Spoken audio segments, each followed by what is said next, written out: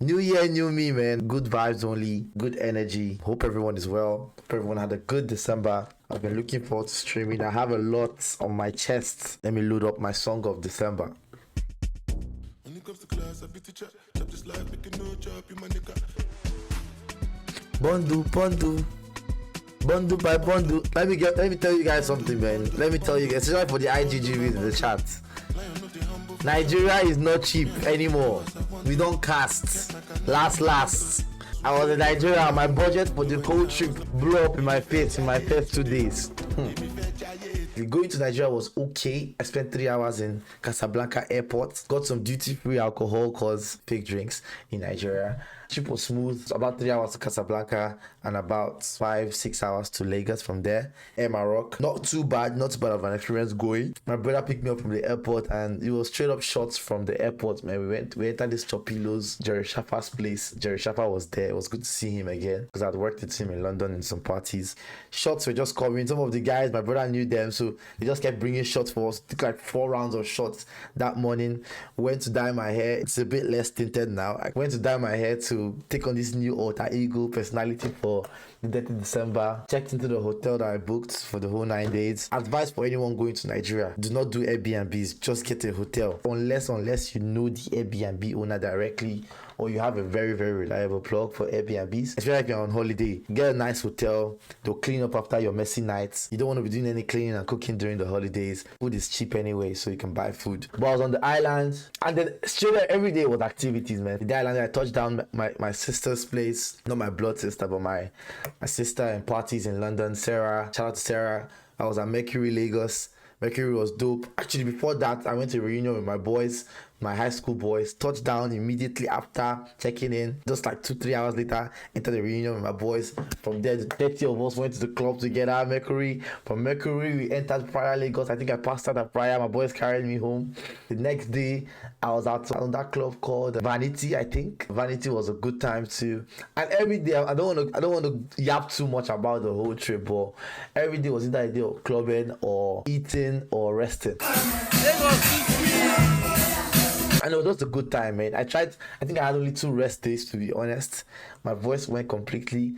I was indulging in everything just to see what the nightlife had to offer, because I'd not really had that nightlife experience in Lagos. I had it because I went to uni, like, obviously. So I did a lot of partying and stuff when I was in school, but it was on a low budget, it was never really like a tourist experience. It was always like just trying to struggle, as a student. Now how as it goes as a student.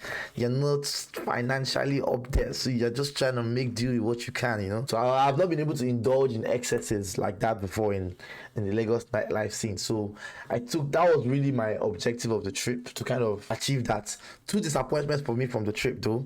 I didn't meet up with the community, which is partly on my fault. The time I spent was short and I was on the island. Most of the community was on the mainland. There was no free time. I didn't organize something myself, right? So that was on me. So I didn't meet up with the community, which was one of the disappointments. I didn't meet up with my editors. They are watching this right now. Even though that one was also partly my fault because I invited them. They never invited me anywhere.